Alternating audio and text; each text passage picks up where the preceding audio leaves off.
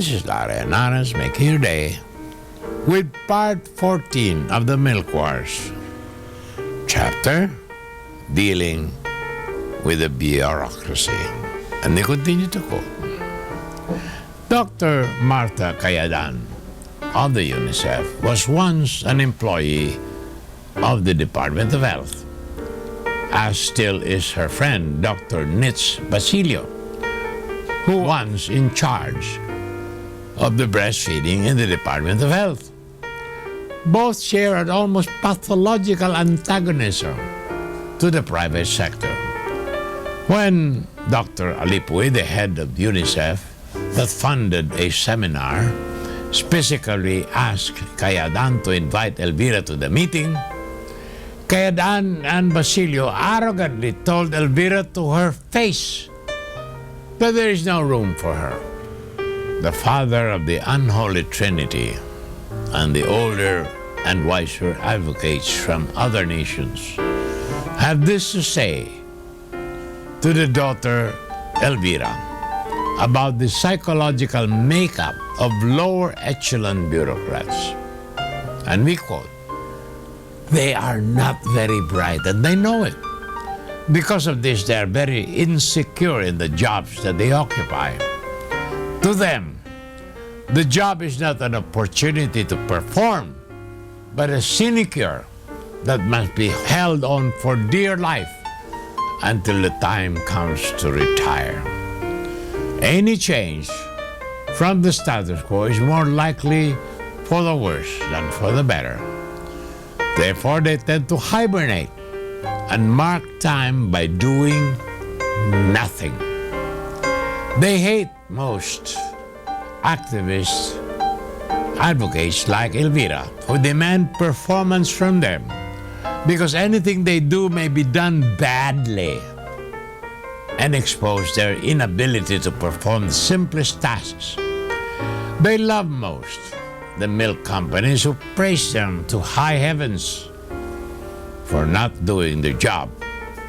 Oh, bureaucrats and the milk companies make the necessary motions and noises at each other. But it is only for show and not for blow. But we offend them at our risk. We come and go and move on.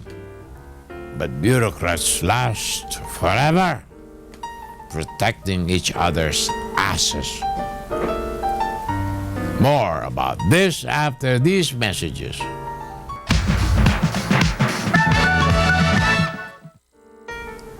This is Larry Nares making your day with part 14 of the Milk Wars chapter dealing with the bureaucracy. We continue to quote. In 2001, two family friends of the unholy trinity were appointed by President Gloria Macapagal Arroyo to positions in the field of health. Dr. Manolet Dairit as Secretary of Health and Dr. Francisco Duque as the President of the PhilHealth Insurance Corporation. In 2002, the daughter Elvira began her advocacy in earnest. Nona D. Andaya Castillo and Elvira established Children for Breastfeeding Incorporated as a separate organization from Nurturers of the Earth. They wrote up proposals first to monitor hospitals to ensure compliance with the Republic Act 7600, known as the Rooming In Act. Number two, to monitor milk company advertisements to ensure compliance with the EO 51, known as the Milk Code. Number three, to set up breastfeeding clinics in hospitals and health clinics. Number four, to convince malls and business establishments to be mother-baby friendly to breastfeeding mothers.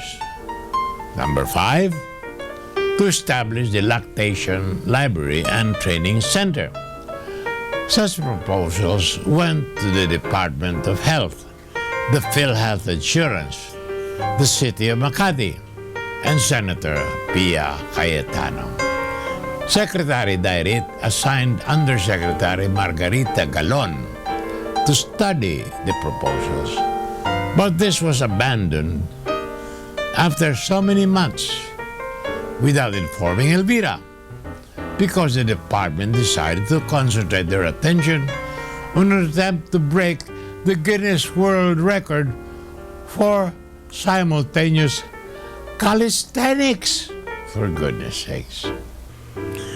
PhilHealth President Duque assigned a Dr. Manson to study a plan of accrediting baby-friendly hospitals and outsourcing it to Children for Breastfeeding Incorporated. But somehow it got bogged down in the problem of actuarial risk. Mayor Jojo Binay of Makati City assigned a Dr. Maria Lourdes B. Salud of City Health to study the proposal. She dismissed it outright for lack of budget funds. No budget funds from the richest city in the country? Pia Cayetano ignored the proposal when she was told that Elvira objects to Pia's relationship with Nestle. So in meetings galore, briefings, conferences, public hearings, and appointments, some officials do not show up on time because they were shopping. And Elvira developed the habit of texting their bosses that they're not around to do their jobs. Not only that, in frustration, she demanded that they sign a paper certifying that they're committed to breastfeeding, and then compounding the insult by taking a picture of them signing the paper. Can you blame the bureaucrats if they think Elvira comes in too strong, is a radical activist and a pest? Can you blame Elvira either? Clearly, the daughter needed a lesson and a re-education, and so did the bureaucrats too.